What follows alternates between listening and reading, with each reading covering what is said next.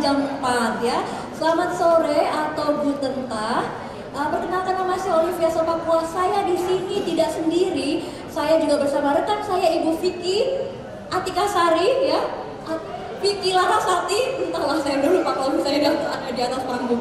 Oke, jadi siapa di sini dari Anda semua Bapak Ibu yang sudah kebut di AAD? Bisa angkat tangan?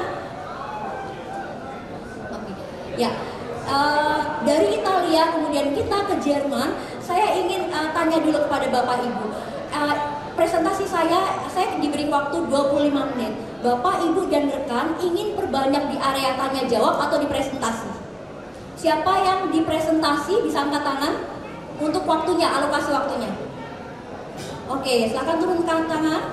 Yang di tanya jawab, bagian tanya jawab untuk diperbanyak, bisa angkat tangan? Oke, ya. Jadi presentasi ya, lebih fokus di presentasi. Ya, selama 15 menit sampai 20 menit ke depan saya akan menginformasikan kepada Bapak, Ibu, Saudara, rekan-rekan semua tentang studi di Jerman. Umumnya studi, kalau beasiswa mungkin bisa tanya Ibu. Ya, mungkin dari rekan-rekan semua di sini, teman-teman yang datang ke Menara Astra dengan menggunakan Mercy atau BMW atau sekarang memakai sepatu Puma atau Adidas, ya itu merupakan salah satu dari banyaknya merek dari perusahaan manufaktur yang terkenal dari Jerman ya. Jadi secara langsung, sadar atau tidak sadar, Jerman itu sudah memiliki pengaruh yang besar di kehidupan kita sehari-hari. Nah, salah satu dari banyaknya alasan mahasiswa asing ini memilih Jerman sebagai negara tujuan studi karena letaknya yang sangat strategis. Dikelilingi oleh 9 negara tetangga, ini memungkinkan rekan-rekan semua yang hobinya jalan-jalan bisa itu mengunjungi 9 negara tetangga itu. Tetapi 9 negara ini bukan berarti Jerman tidak memiliki laut atau pantai, tetap saja ada ya. Dari hampir 5.000 orang yang sekarang kuliah di Jerman, 5.000 orang Indonesia yang sekarang kuliah di Jerman, sebenarnya terdapat lebih dari sekitar 375.000 mahasiswa asing yang berkuliah di Jerman, dan sekitar 5.000-nya ini orang Indonesia. Ya. Mereka ini memiliki 5 alasan utama. Ya. Pertama adalah mutu pendidikan yang sangat baik di Jerman. Mutu pendidikan ini atau kualitas pendidikan yang sangat baik ini tidak dibangun dalam semalam, tetapi dibangun pada abad yang ke-14 ya, munculnya sebagai buktinya, yakni dengan berdirinya Universitas Heidelberg di tahun 1386. Dari 1386 sampai sekarang terdapat lebih dari 400 perguruan tinggi, di Jerman, di mana salah satunya bisa rekan-rekan pilih nanti sebagai tempat berkuliah di Jerman. Nah, selain itu, dari 20.000 jurusan terdapat 2.300 program studi berbahasa Inggris, dan 230-nya itu ditujukan untuk program studi di bidang untuk jenjang bachelor. Alasan lain mahasiswa asing memilih Jerman sebagai negara tujuan studi oleh karena memang Jerman ini memiliki kualitas hidup yang baik dan biaya perkuliahan di Jerman pun juga terjangkau. Apa sih atau siapa sih DAAD atau mungkin DAAD atau DET gitu ya? Kita DAAD. DAAD singkatan dari Dinas Pertukaran Akademis Jerman dalam bahasa Indonesianya. Kami merupakan organisasi mandiri yang berasal dari Jerman, di mana dana operasional kami itu kebanyakan dari Kementerian Jerman. Kantor pusat kami adalah berada di Bonn, sementara kantor DAAD regional Jakarta ini membawahi Indonesia, Malaysia, Timor Leste, dan juga Singapura. Dan 2 tahun lalu atau tahun lalu terdapat sekitar 800-an orang Indonesia yang melakukan penelitian dan berkuliah di Jerman lewat program beasiswa DAAD. Dan kami berharap nanti rekan-rekan semuanya menyumbang angka dari penerima beasiswa DAAD dari Indonesia. Bidang kerja dari DAAD adalah di bidang pendidikan tinggi. Setelah adanya internasionalisasi di kawasan Eropa, pendidikan tinggi yang tadinya 2 tahap ya, ini berubah menjadi 3 tahap, sama seperti negara Eropa yang lainnya. Setelah lulus SMA, rekan-rekan semua bisa melanjutkan ke S1 yang berdurasi 3-4 tahun, lalu setelah lulus S1 atau bachelor bisa melanjutkan ke S2 yang durasinya 1-2 tahun, lalu bisa melanjutkan ke S3 yang durasinya itu 3-4 tahun. Bagi rekan-rekan di sini yang ingin kuliah kedokteran atau farmasi atau menjadi guru gitu ya, ini teman-teman harus mengambil degree state examination. Karena kalau di Jerman itu tidak ada Bachelor of Medicine, jadi ya dari semester pertama nanti lulusnya adalah medical doctor. Ya, contoh pendidikan kedokteran itu dibedakan secara klasik dibedakan menjadi ke dalam 2 tahap. Jadi preklinis, kemudian klinis, baru nanti medical doctor. Begitu. Jadi tidak ada Bachelor of Medicine. Nah, jenjang tadi bisa rekan-rekan tempuh bila rekan-rekan mengambil perkuliahan dari 3 kategori institusi pendidikan tinggi yang tertera. Pertama adalah universitas, lebih menekankan kepada penelitian dan juga metodologi ya. Yang kedua adalah universitas terapan, tentunya lebih menekankan kepada praktek. Jadi jurusan yang ditawarkan pun juga bersifat aplikatif. Yang ketiga adalah sekolah tinggi seni musik dan film. Ini bisa bentuknya ke universitas atau ke universitas terapan. Tahapan untuk mendaftar ke perguruan tinggi di Jerman, pertama-tama pasti rekan-rekan memiliki satu jurusan yang ingin teman-teman ambil di perguruan tinggi di Jerman. Platform informasi bisa teman-teman rekan-rekan kunjungi di website www.myguide.de. Di sini ada 3 pertanyaan besar. Pertama adalah ingin kuliah bidang apa, yang kedua jenjangnya mau diraih apa, yang ketiga dengan bahasa pengantar apa. Atau memilih masuk ke www.dad.de/international programs. Ini memang untuk international program saja. Jadi kalau yang mau kuliah kedokteran tidak ada jurusan atau perguruan tinggi yang menyelenggarakan kedokteran dalam website ini. Jadi harus masuknya ke My Guide atau masuk ke study-in-germany.de. Ketiga website ini berisikan program studi dan perguruan tinggi yang sama. Jadi ada banyak cara untuk kita mencari perguruan tinggi ataupun jurusannya, jurusan di Jerman. Nah, satu pertanyaan dasar ketika rekan-rekan ingin melanjutkan ke Jerman adalah apakah ijazah pendidikan formal kita itu diakui atau tidak? Teman-teman yang baik, kalau teman-teman ini merupakan lulusan SMA dari Indonesia dengan kurikulum nasional, itu sayangnya belum bisa langsung berkuliah di Jerman ya. Jadi teman-teman ini harus menempuh belajar dulu di Studien College selama 2 semester atau 1 tahun. Kabar baiknya kalau teman-teman lulusan SMA dengan kurikulum IB atau A-level itu bisa dimungkinkan untuk kuliah S1 di Jerman sepanjang memang teman-teman memenuhi persyaratan dasar yang ditetapkan. Informasinya itu ada di website DAAD www.daad.de/requirements.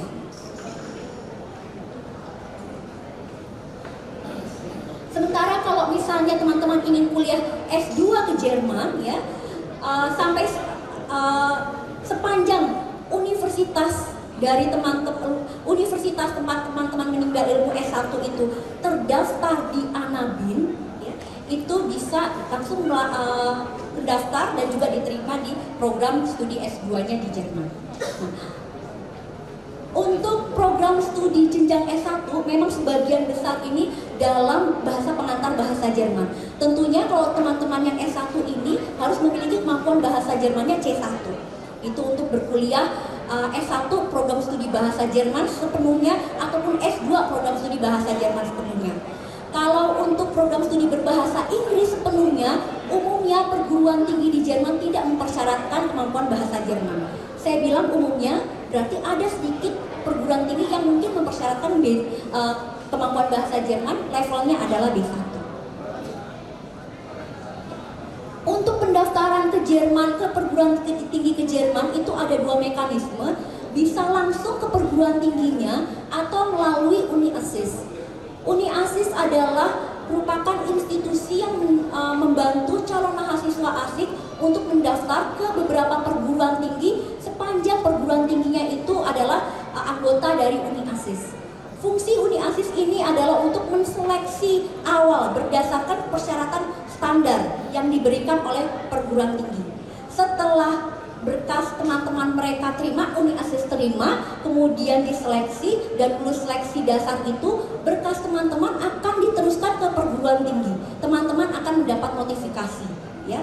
Di perguruan tinggi bisa jadi juga ada seleksi tambahan bila memang kursi yang tersedia untuk orang asing itu lebih sedikit dibandingkan jumlah berkas pelamar yang mereka terima, gitu ya. Keputusan diterima atau tidaknya akan diberikan oleh perguruan tinggi dan bukan oleh Uni ASIS.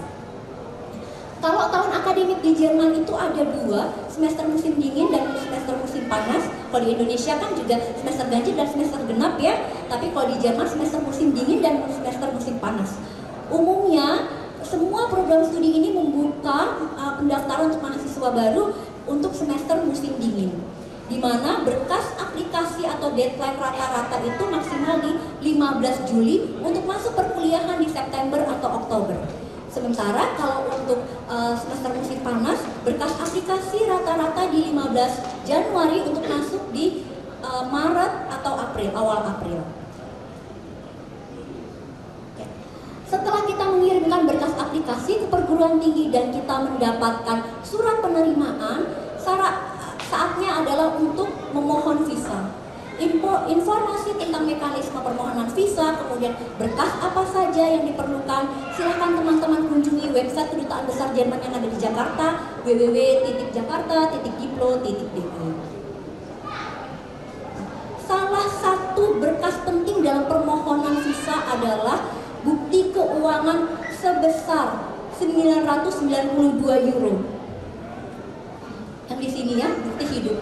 Jadi Kedutaan Besar Jerman itu meminta bukti keuangan yang ada dalam rekening Jerman, bukti keuangan dalam bentuk rekening, bentuk tabungan atas nama teman-teman sendiri sebagai calon mahasiswa sebesar 11.904 euro atau 992 dikalikan 12 bulan gitu.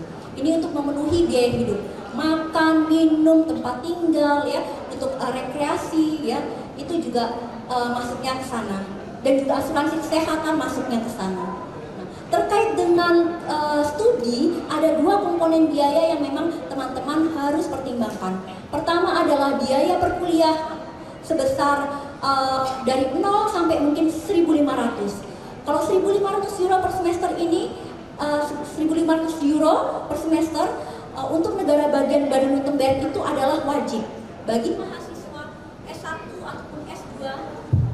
S1 ataupun S2, mahasiswa asing, bagi mahasiswa S1, mahasiswa asing untuk program S1 ataupun S2 gitu ya. Sementara yang kedua adalah administrasi kesehatan, biaya administrasi atau semester contribution. Besarannya bervariasi dari mulai 200-an euro sampai 450 euro. Semua perguruan tinggi pasti memungut biaya administrasi ini. Tujuannya adalah dari fungsi dari biaya administrasi ini dari mahasiswa dan untuk mahasiswa sendiri. Untuk beasiswa, sayangnya tidak ada beasiswa untuk jenjang S1, tapi kami dari DAAD Indonesia ini menawarkan beasiswa S2, S3 dan postdoc. Untuk beasiswa S2 tahun ini kita ada beberapa program. Untuk beasiswa Helmut Schmidt di bidang public policy dan good governance bagi teman-teman ini lulusan S1 dari mulai ilmu HI ya, kemudian sosial, hukum, administrasi negara, dipersilahkan untuk mendaftar beasiswa ini. Dalam skema beasiswa ini bisa dipersyaratkan persyaratan kerja ataupun tidak. Jadi fresh graduate silahkan mendaftar. Kemudian beasiswa yang kedua adalah EPOS atau Development Related Postgraduate Courses. Ini ditujukan untuk lulusan S1 dengan pengalaman kerja 2 tahun setelah menyelesaikan S1. Jadi target grup kita adalah memang untuk kaum profesional. Bidang yang ditawarkan atau jurusan yang ditawarkan itu ada beraneka ragam, dari mulai ekonomi, teknik, kemudian ada juga kesehatan, ada juga di bidang humaniora. Beasiswa yang ketiga adalah STEM.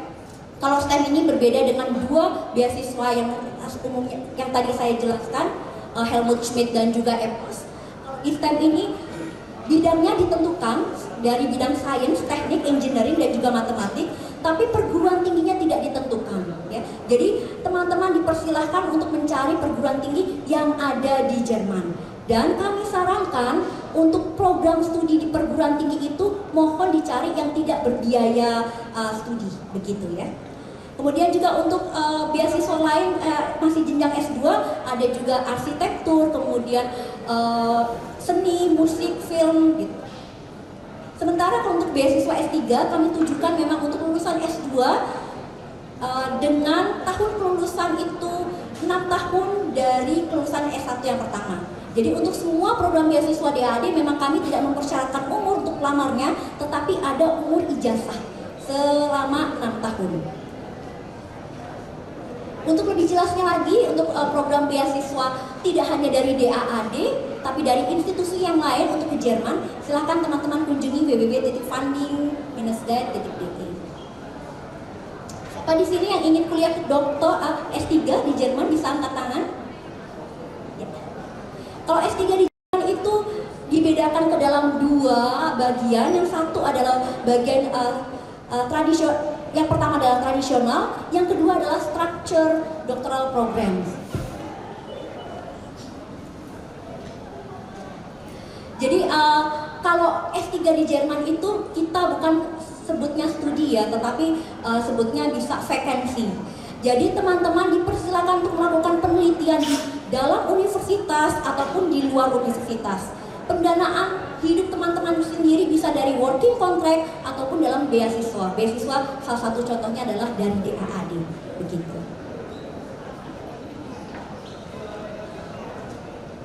Selama menjadi mahasiswa di Jerman, teman-teman diperkenankan untuk bekerja part-time. Satu minggu tidak boleh lebih dari 20 jam, dan penghasilan teman-teman dalam satu bulan itu tidak boleh lebih dari 536 euro. Ya. Dan setelah teman-teman selesai studi, teman-teman diperkenankan untuk mencari kerja di Jerman selama 18 bulan. Jadi pemerintah Jerman itu mengizinkan teman-teman pada saat tanggal lulusan sampai 18 bulan ke depan untuk teman-teman bekerja untuk teman-teman mencari pekerjaan di Jerman. Setelah teman-teman sudah mendapat pekerjaan, ya teman-teman ke kantor imigrasi untuk merubah status visanya, begitu ya, bukan visa sebagai pencari kerja lagi. Adapun informasi yang saya sebutkan ini terangkum dalam website 4 website pada layar. Ada sekitar 1,5 jam sebelum pameran kita berakhir pada hari ini. Jadi di booth kita, teman-teman bisa mendapatkan informasi tentang program studi dan juga universitas, persyaratan, kemudian pendaftaran, pendanaan, akomodasi, kerja paruh waktu, dan juga program beasiswa. Kita ada bagian yang terakhir, mungkin saya akan menerima 1-2 pertanyaan dari teman-teman. Ada pertanyaan? 1 dan 2.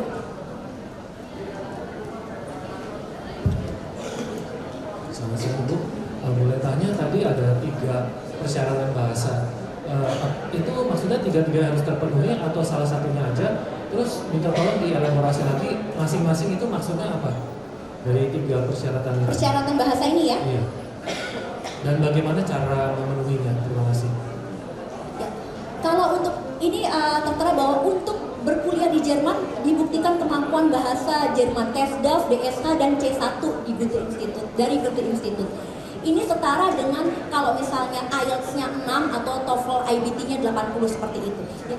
Kalau TESDAF itu singkatan dari Test Deutsch als Fremdsprache. Jadi tes bahasa Jerman untuk penutur asing. Dan untuk dapat berkuliah minimal itu levelnya 4. Jadi ada 3 nanti kategori penilaian yang akan keluar, antara sebenarnya 4, tidak lulus, level 3, level 4, level 5. Paling tinggi itu level 5. Kalau level 4 itu sudah bisa berkuliah gitu. Untuk level 5 itu untuk jurusan seperti Germanistik, bisa jadi kedokteran begitu ya. Hukum itu pastinya di level 5. Kalau level 4 bisa untuk semua jurusan. Sementara DSA ini dalam bahasa Indonesianya terjemahannya adalah ujian bahasa Jerman untuk masuk perguruan tinggi. Jadi yang diuji hanyalah kemampuan bahasa Jerman saja. Dan lokasi ujiannya adalah di tempat universitas tempat berkas aplikasi kita itu dikirimkan, begitu. Ya. Nah, itu DSA itu hasilnya juga ada 3, 4, 5. Yang paling tinggi adalah 5. Ya. Kalau DSA 3 belum bisa untuk kuliah, DSA 4 boleh, DSA 5 untuk yang tadi Germanistik, kedokteran dan juga sastra Jerman gitu ya. Nah, kalau untuk ijazah C1 dari Goethe Institut sama gitu, setara dengan tes DAF, jadi sama gitu. Kalau jenjang kompetensi bahasa di Eropa itu kan ada A, B, dan C ya. A itu ada 2, A1, A2, B1, B2, C1, C2. Untuk berkuliah dari mulai C1, kok C2 untuk yang jurusan lain. Jadi cukup salah satu. Salah satu, maaf, salah satu. Yang ada di Indonesia yang mana? Yang ada di Indonesia adalah tes DAF 1 dan juga 3. 1 dan 3. Iya. Nah, Anda kalau misalnya sudah punya tes DAF, tapi tes DAF-nya mungkin tidak rata-rata gitu nilainya, Anda bisa diundang DSH di Universitas di Jerman. Makanya memang di DSH-nya saya cantumkan karena sebagian besar orang Indonesia ini diterima dengan persyaratan harus lulus DSH di Jerman, begitu. Satu terakhir, ya.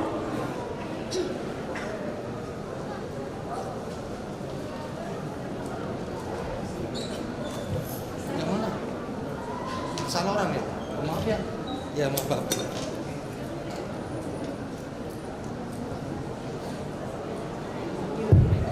Terima kasih Ibu. Saya mau tanya untuk preparation S3 di Jerman. Kebetulan tahun 2015 itu saya dan teman saya pernah melakukan persiapan untuk S3. Cuma waktu itu qadarullah kita tidak berangkat.